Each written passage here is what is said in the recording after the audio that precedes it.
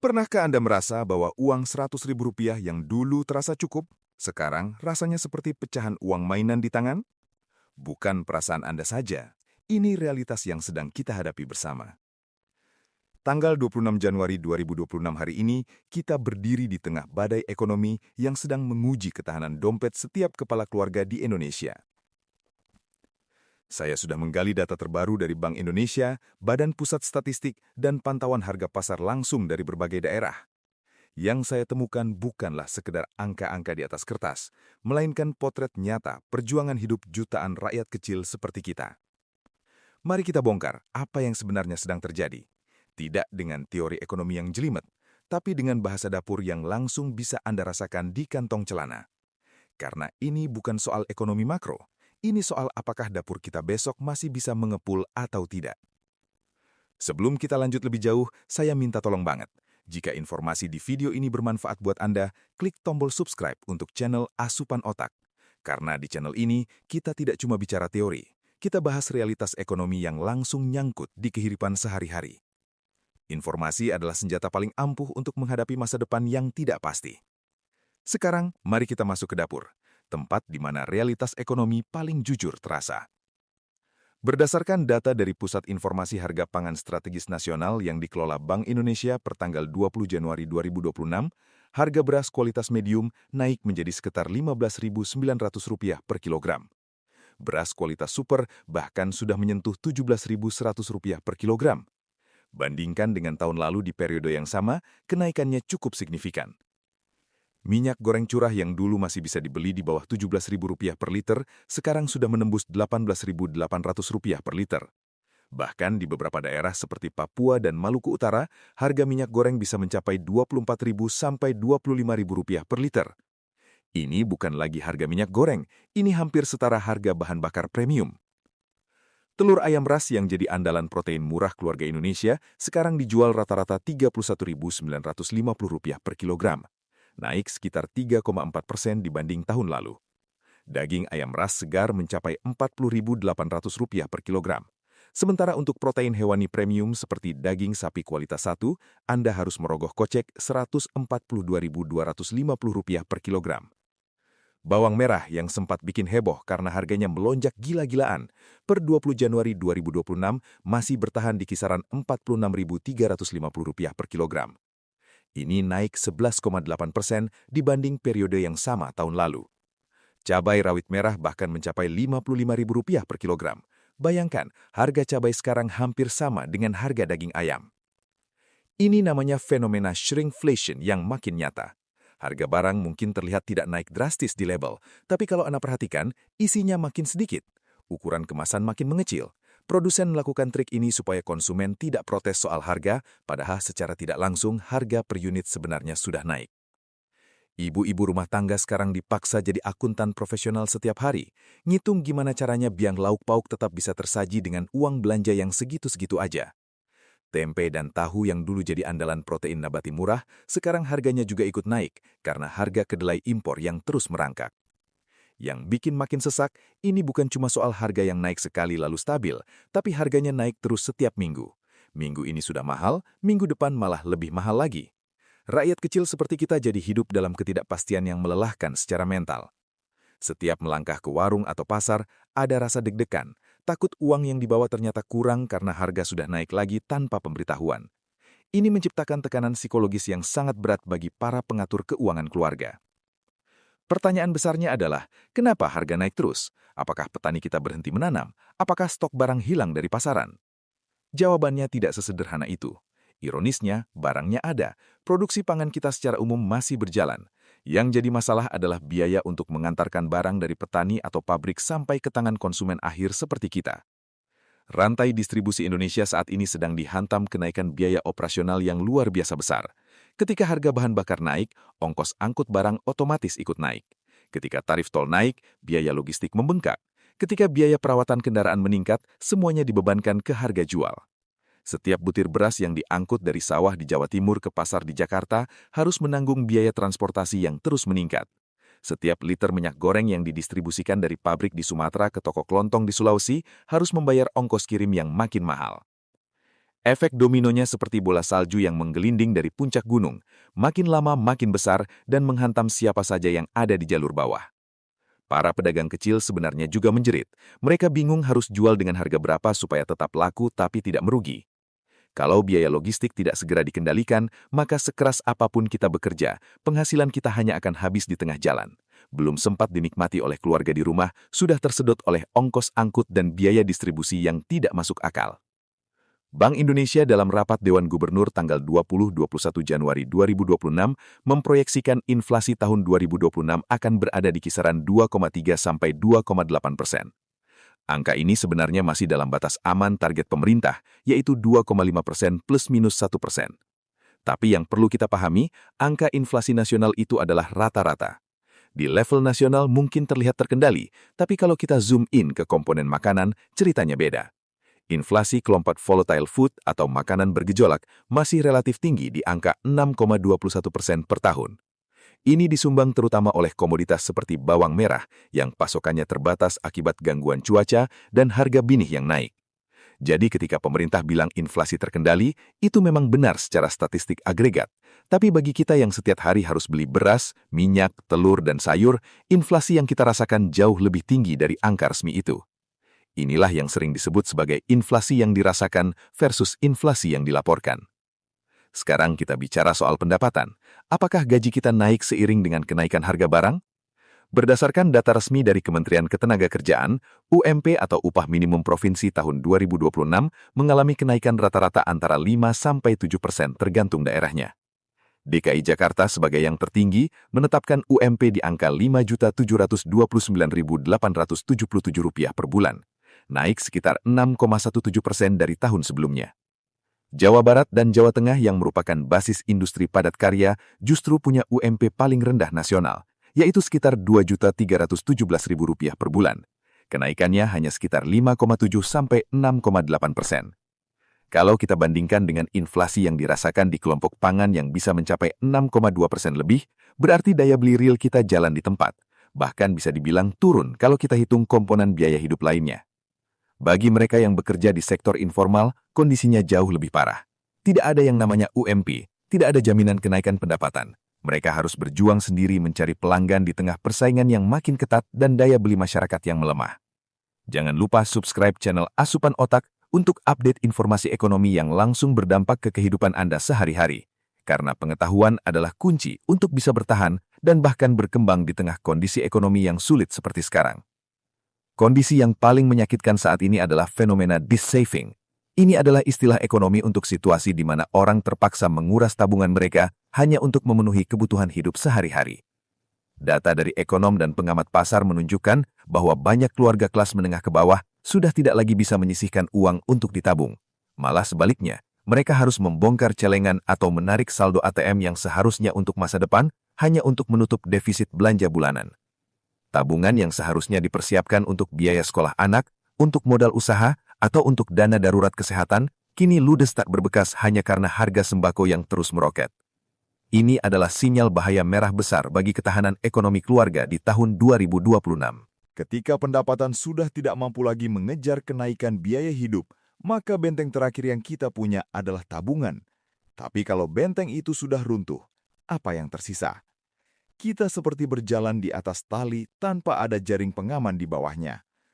Rakyat kecil dipaksa hidup di ujung tanduk setiap hari, berharap tidak ada kejadian mendadak seperti sakit atau kecelakaan, karena mereka tahu betul sudah tidak ada lagi cadangan uang yang bisa digunakan untuk keadaan darurat. Kondisi ini sangat berbahaya dan bisa menjadi awal dari lingkaran setan yang sulit diputus. Ketika tabungan habis, sementara kebutuhan terus mendesak, banyak orang jadi tergiur dengan tawaran pinjaman online atau pinjaman cepat lainnya. Rasa putus asa seringkali menuntun orang pada solusi instan yang terlihat seperti penyelamat, padahal itu adalah awal dari kehancuran finansial yang lebih dalam.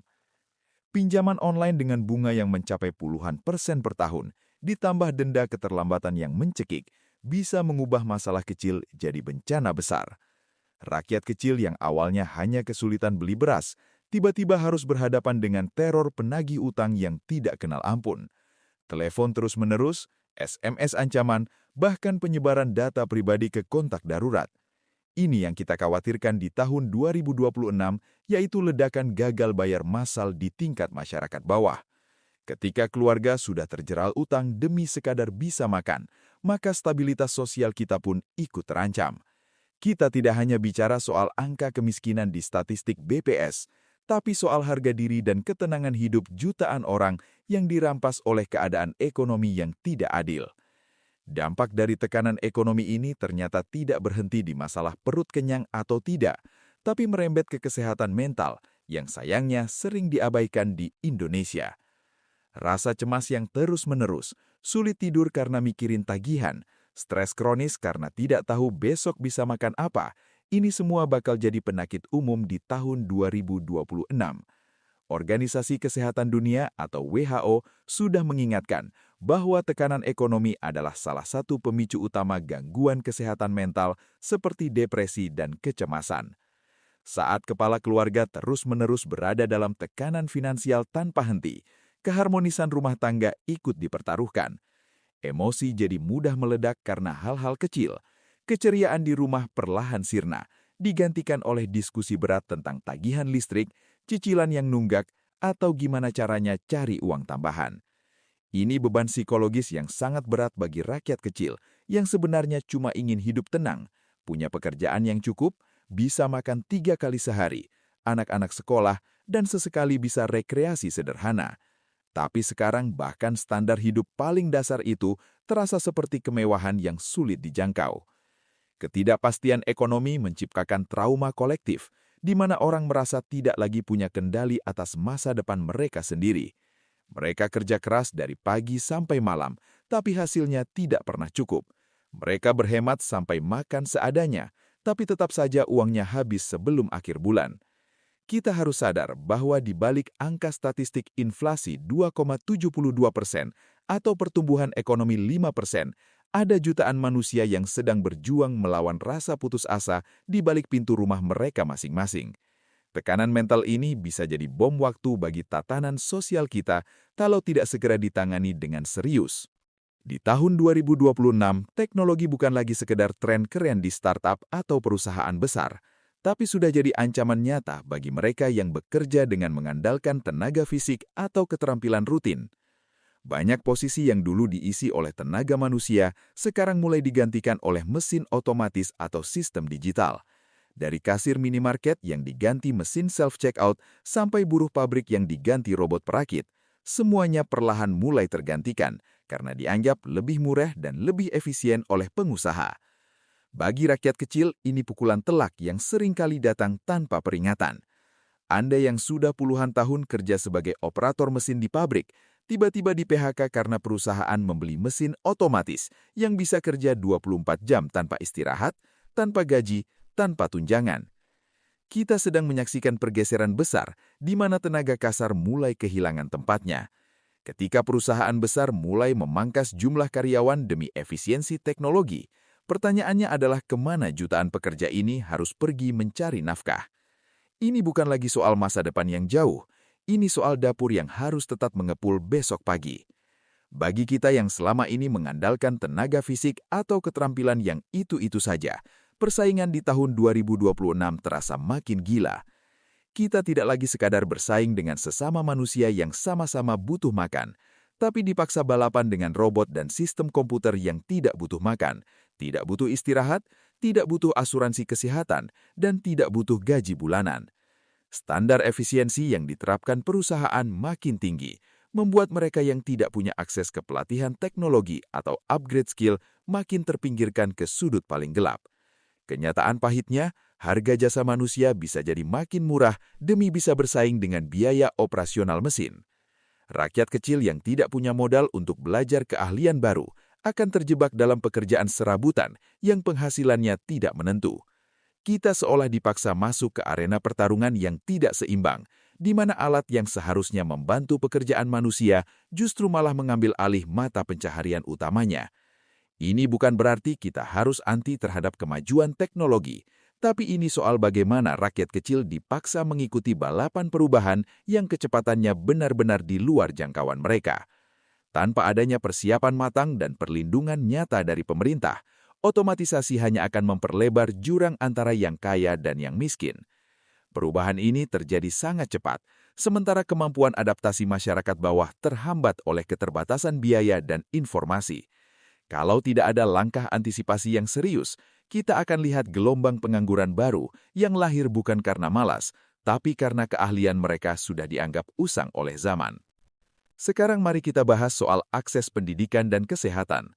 Dua hal yang seharusnya jadi hak dasar setiap warga negara, tapi kenyataannya di tahun 2026 terasa makin eksklusif dan mahal bagi rakyat kecil.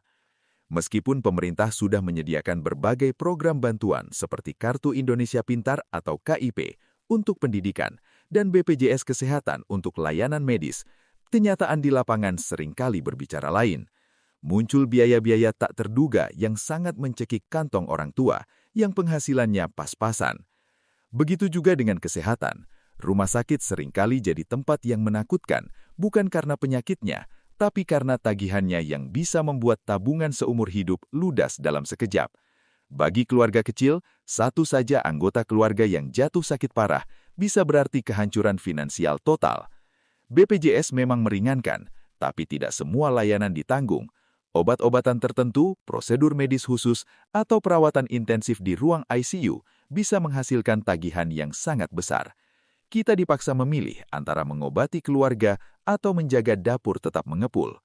Ketidakpastian harga layanan medis dan obat-obatan yang tidak ditanggung asuransi dasar membuat masyarakat bawah selalu merasa was-was. Di tahun 2026, kesehatan dan pendidikan bukan lagi hak dasar yang terasa nyaman diakses, melainkan beban pikiran yang terus menghantui setiap kepala keluarga. Kualitas layanan yang jomplang antara mereka yang sanggup bayar mahal dengan mereka yang hanya mengandalkan fasilitas gratis atau subsidi makin mempertegas sekat sosial di masyarakat. Rakyat kecil harus mengantri berjam-jam, bahkan berhari-hari hanya untuk dapat penanganan medis paling standar. Sementara di sisi lain, fasilitas mewah tersedia lengkap bagi mereka yang punya uang. Seolah-olah nyawa dan kecerdasan manusia punya label harga yang berbeda tergantung isi kantongnya. Kondisi ini membuat rakyat kecil merasa makin terpinggirkan dan tidak dipedulikan oleh sistem. Ada rasa minder dan putus asa saat melihat anak-anak dari keluarga kaya bisa dapat fasilitas belajar terbaik, les privat, bimbingan belajar berkualitas, sedangkan anak-anak kita harus bertahan dengan fasilitas seadanya dan guru yang kekurangan keilmuan. Ketimpangan ini bukan cuma soal fasilitas, tapi soal kesempatan yang hilang. Rakyat kecil seolah dipaksa menerima kenyataan bahwa akses kehidupan sehat dan pendidikan layak seolah menjadi milik mereka yang mampu bayar. Tahun 2026 diprediksi jadi titik balik di mana subsidi energi tidak lagi bisa dinikmati sebebas dulu. Listrik dan BBM mungkin tidak langsung dicabut total, tapi skema penjatahannya bakal dibuat makin ketat dan rumit. Ketika tarif jasa listrik naik, bukan cuma lampu di rumah yang terasa lebih redup, tapi seluruh rencana keuangan keluarga jadi berantakan karena anggaran untuk makan terpaksa dialihkan demi bayar tagihan bulanan yang membengkak. Kenaikan biaya energi adalah ancaman laten yang masuk ke setiap celah kehidupan masyarakat bawah tanpa permisi. Bagi kita yang penghasilannya tidak ikut naik, setiap rupiah yang naik dari harga bensin atau tarif listrik adalah beban tambahan yang sangat berat. Kita dipaksa hidup ekstra hemat, mematikan alat elektronik meski sedang dibutuhkan, membatasi mobilitas hanya karena harga bahan bakar yang sudah tidak masuk akal lagi bagi kantong rakyat kecil. Efek dominonya sudah sangat jelas dan tidak bisa dihindari. Ketika biaya energi naik, maka biaya transportasi umum dan ongkos kirim barang juga ikut melambung tinggi. Biaya operasional untuk usaha kecil seperti warung nasi atau UMKM rumahan bakal bengkak drastis. Mereka terpaksa naikkan harga jual atau kurangi porsi. Rakyat kecil lagi-lagi berada di posisi paling terjepit karena kita adalah konsumen akhir yang harus menanggung semua beban kenaikan harga dari rantai produksi yang panjang. Ini bukan sekadar soal angka di SPBU, tapi soal bagaimana barang kebutuhan pokok di pasar jadi ikut naik karena ongkos angkutnya mahal. Inflasi energi adalah pajak tersembunyi paling kejam bagi mereka yang hidup dengan pendapatan pas-pasan. Kita seolah dipaksa kerja lebih keras hanya untuk mempertahankan standar hidup yang sama, sementara sebagian besar hasil keringat habis cuma untuk bayar biaya logistik dan mobilitas. Bayangkan seorang pedagang keliling yang harus tempuh jarak puluhan kilometer setiap hari. Mereka kini harus sisihkan untungnya lebih banyak, cuma buat beli bensin agar bisa terus jualan. Margin keuntungan yang tadinya sudah tipis karena persaingan, sekarang makin habis dimakan biaya bahan bakar dan tagihan listrik yang naik. Banyak usaha kecil mungkin terpaksa gulung tikar karena biaya modalnya tidak lagi sebanding dengan daya beli masyarakat yang juga melemah. Kondisi ini ciptakan suasana suram bagi ekonomi kerakyatan di tahun 2026. Rakyat kecil yang coba mandiri dengan berdagang justru dihantam biaya dasar yang tidak bisa mereka kendalikan sendiri. Kalau energi tidak lagi terjangkau, maka mesin penggerak ekonomi di tingkat bawah akan melambat, meninggalkan banyak keluarga dalam ketidakpastian. Impian punya rumah sendiri bagi rakyat berpenghasilan rendah di tahun 2026 terasa makin jauh, bahkan seperti pungguk merindukan bulan. Harga tanah terus melangit tanpa kendali, sementara skema bunga KPR makin sulit dijangkau oleh mereka yang gajinya cuma naik setahun sekali, itu pun tipis. Membeli rumah bukan lagi soal kerja keras semata, tapi sudah jadi hak istimewa yang hanya bisa dinikmati segelintir orang yang punya modal besar sejak awal. Bagi rakyat kecil, menabung untuk uang muka rumah terasa sia-sia karena kenaikan harga properti selalu lebih cepat daripada kemampuan mengumpulkan uang. Kita terjebak dalam situasi di mana harga rumah sudah tidak masuk akal kalau dibandingkan dengan upah minimum yang ada. Harapan punya aset sebagai pegangan di hari tua perlahan luntur, digantikan kenyataan pahit bahwa seumur hidup mungkin hanya akan jadi penyewa di tanah sendiri. Akibat sulitnya punya hunian mandiri, banyak keluarga kecil terpaksa tetap menumpuk di rumah orang tua atau hidup berdesakan di kontrakan sempit yang biayanya terus naik setiap tahun. Fenomena rumah 3 generasi yang dipicu keterpaksaan finansial ini bakal makin masif kita temui di tahun 2026. Hidup dalam ruang terbatas bukan cuma soal kenyamanan, tapi juga soal tekanan psikologis dan hilangnya privasi yang bisa picu konflik internal dalam keluarga. Rakyat kecil dipaksa keluarkan sebagian besar penghasilannya hanya untuk bayar sewa tempat tinggal yang kualitasnya seringkali jauh dari layak. Uang yang seharusnya bisa dipakai untuk gizi anak atau pendidikan, habis begitu saja untuk bayar kontrak yang tidak akan pernah jadi milik sendiri. Kita seolah sedang bayar untuk tetap bisa bertahan hidup di bawah atap orang lain, tanpa pernah punya kepastian kapan semua ini berakhir. Kepastian punya tempat tinggal tetap di masa tua, kini jadi sesuatu yang sangat mewah bagi sebagian besar dari kita yang kerja di sektor informal atau buruh upahan.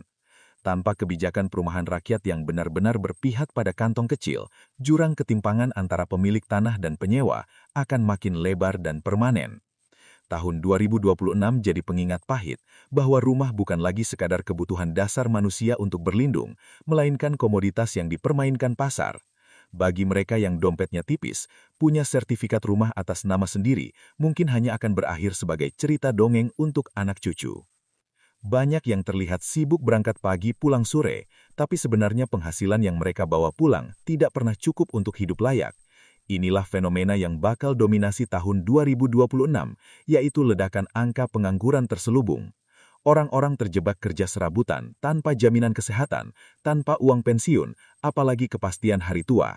Mereka kerja hanya untuk bertahan hidup hari ini, tanpa punya sisa sedikit pun untuk rancang masa depan yang lebih baik. Status bekerja dalam statistik seringkali menipu, karena di balik itu ada jutaan rakyat kecil yang berjuang dengan upah di bawah standar dan jam kerja yang tidak manusiawi. Mereka adalah pahlawan keluarga yang dipaksa terima apa saja yang ada di depan mata karena lapangan kerja formal yang menjanjikan stabilitas sudah makin langka. Hal ini ciptakan persaingan berdarah-darah di tingkat bawah, di mana sesama rakyat kecil harus saling sikut hanya untuk dapat recehan yang nilainya pun kian menyusut. Di tahun 2026, harga jasa manusia akan dihargai makin murah karena jumlah pencari kerja jauh lebih banyak daripada peluang yang tersedia. Posisi tawar kita sebagai pekerja benar-benar jatuh ke titik terendah. Kenyataan ini sangat getir, karena saat semua orang lari ke sektor informal seperti ojek online atau jualan kaki lima, pasar jadi jenuh dan keuntungan per orangnya jadi makin kecil. Rakyat kecil dipaksa bertarung dalam arena yang sama dengan alat tempur seadanya, Sementara kebutuhan hidup tidak mau tahu betapa sulitnya cari pelanggan saat ini. Kita tidak hanya hadapi krisis ekonomi, tapi juga krisis martabat, di mana tenaga manusia seolah jadi barang obral yang tidak lagi dihargai secara layak. Tanpa sistem perlindungan sosial yang benar-benar kuat dan merata, rakyat kecil bakal terus dipaksa jalan di atas tali tipis yang sewaktu-waktu bisa putus kalau ada guncangan ekonomi sedikit saja. Bayangkan kalau tiba-tiba sakit atau ada anggota keluarga yang butuh biaya mendadak. Tidak ada asuransi, tidak ada pesangon, tidak ada jaring pengaman dari tempat kerja. Hidup terasa seperti judi setiap hari, di mana satu keputusan salah atau satu hari tidak bekerja berarti tidak ada nasi di piring keluarga. Kondisi kerentanan ini akan ciptakan ketegangan sosial yang tinggi di masyarakat bawah sepanjang tahun 2026. Rakyat kecil akan merasa bahwa mereka berjuang sendirian tanpa ada pelukan dari sistem yang seharusnya melindungi. Jangan lupa subscribe channel Asupan Otak untuk selalu dapat update informasi ekonomi terbaru yang relevan dengan kehidupan kita. Karena dengan informasi yang tepat, kita bisa ambil keputusan yang lebih baik untuk masa depan keluarga. Sekarang mari kita bahas apa yang bisa kita lakukan. Karena video ini bukan cuma untuk bikin panik, tapi untuk kasih bekal pengetahuan supaya kita bisa bertindak lebih cerdas di tahun 2026 ini. Pertama, soal pengelolaan keuangan. Ini saatnya kita belajar sistem cash flow atau arus kas yang benar. Catat setiap pemasukan dan pengeluaran sekecil apapun. Gunakan buku catatan sederhana atau aplikasi di ponsel yang gratis. Ketika kita tahu kemana uang kita pergi, kita bisa lebih bijak memutuskan prioritas. Pisahkan uang untuk kebutuhan pokok seperti makan, sewa, listrik, air, dan transportasi dari uang untuk kebutuhan sekunder. Kebutuhan sekunder seperti pulsa, hiburan, atau jajan hanya boleh dikeluarkan kalau kebutuhan pokok sudah terpenuhi dan masih ada sisa. Mulai biasakan menabung meskipun nominalnya kecil. Bahkan Rp10.000 per hari kalau dikumpulkan selama sebulan jadi Rp300.000. Dalam setahun jadi Rp3.600.000. Itu sudah bisa jadi dana darurat untuk kebutuhan mendadak. Jangan remehkan jumlah kecil. Konsistensi adalah kunci. Kedua, soal belanja kebutuhan pokok. Manfaatkan pasar tradisional yang harganya cenderung lebih murah daripada supermarket atau minimarket. Belanja di pagi hari biasanya dapat harga lebih bagus dan barang lebih segar. Jangan malu untuk nawar karena itu hak pembeli. Beli bahan makanan dalam jumlah yang cukup untuk seminggu atau 2 minggu sekali. Jangan belanja harian karena cenderung boros dan tidak terencana. Buat daftar belanja sebelum ke pasar supaya tidak tergoda beli barang yang tidak perlu. Kurangi konsumsi makanan atau minuman kemasan yang harganya jauh lebih mahal. Lebih baik masak sendiri di rumah. Air putih yang direbus sendiri jauh lebih sehat dan murah daripada beli air kemasan atau minuman manis. Manfaatkan bahan pangan lokal yang harganya lebih stabil seperti ubi, singkong, jagung, atau sagu untuk variasi karbohidrat pengganti beras. Ini juga bagus untuk kesehatan karena lebih beragam gizinya. Protein nabati seperti tempe, tahu, dan kacang-kacangan bisa jadi alternatif murah pengganti daging. Ketiga, soal sumber penghasilan tambahan. Jangan hanya andalkan satu sumber penghasilan. Cari peluang kerja sampingan yang bisa dilakukan di waktu luang. Misalnya jual makanan ringan, buka jasa laundry kiloan, jadi reseller produk online atau manfaatkan keahlian yang dimiliki. Kalau punya lahan kosong meskipun kecil, manfaatkan untuk tanam sayuran atau cabai. Ini bisa kurangi pengeluaran belanja sayur dan kalau berlebih bisa dijual ke tetangga. Kalau tidak punya lahan, bisa coba sistem vertikultur atau hidroponik sederhana di botol bekas.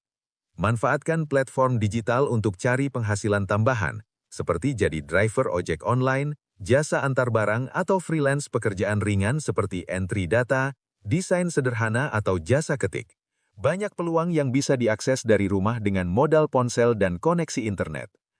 Keempat, soal investasi dan menabung. Hindari skema investasi bodong yang menjanjikan untung besar dalam waktu singkat. Kalau terdengar terlalu bagus untuk jadi kenyataan, biasanya memang scam atau penipuan. Jangan mudah tergiur testimoni atau ajakan teman tanpa riset mendalam. Kalau punya uang lebih dan mau mulai investasi, Pilih instrumen yang aman seperti menabung emas dalam jumlah kecil tapi rutin. Emas secara historis cenderung bertahan nilainya terhadap inflasi. Bisa beli emas digital atau emas batangan kecil mulai dari 0,5 gram. Atau bisa coba reksadana pasar uang yang risikonya rendah dan bisa dicairkan kapan saja. Pelajari dulu dengan baik sebelum mulai investasi apapun. Jangan investasi dengan uang yang seharusnya untuk makan atau kebutuhan pokok. Kelima, soal upgrade skill atau keahlian. Di era teknologi seperti sekarang, kita harus terus belajar supaya tidak ketinggalan. Manfaatkan platform belajar online gratis seperti YouTube, Google Digital Garage, atau situs kursus online yang banyak kasih materi gratis. Belajar keahlian digital dasar seperti menggunakan komputer, membuat dokumen, spreadsheet atau presentasi. Belajar promosi di media sosial kalau mau jualan online. Atau belajar keahlian teknis seperti servis elektronik, servis motor atau keahlian lain yang dibutuhkan pasar. Jangan malu atau gengsi untuk belajar hal baru meskipun usia sudah tidak muda. Banyak yang mulai belajar digital marketing atau jualan online di usia 40-50 tahun dan berhasil. Yang penting ada kemauan dan konsistensi. Keenam, soal kesehatan. Jaga kesehatan dengan pola hidup sehat supaya tidak sakit. Karena biaya berobat sangat mahal. Olahraga ringan seperti jalan kaki atau jogging tidak perlu biaya, tapi manfaatnya besar. Tidur cukup dan kelola stres dengan baik. Pastikan punya BPJS Kesehatan dan bayar rutin iurannya. Ini jaring pengaman penting kalau ada masalah kesehatan serius. Jangan tunggu sampai sakit baru urus BPJS, karena ada masa tunggu untuk klaim tertentu. Makan makanan bergizi seimbang meskipun dengan bahan sederhana. Tidak harus mahal, yang penting ada karbohidrat, protein, sayur dan buah secukupnya. Kurangi makanan instan, gorengan berlebihan dan minuman manis yang tidak sehat. Terakhir, soal pendidikan anak. Manfaatkan program pemerintah seperti KIP atau beasiswa lain yang tersedia. Jangan malu mengajukan bantuan kalau memang layak dapat. Ini hak kita sebagai warga negara.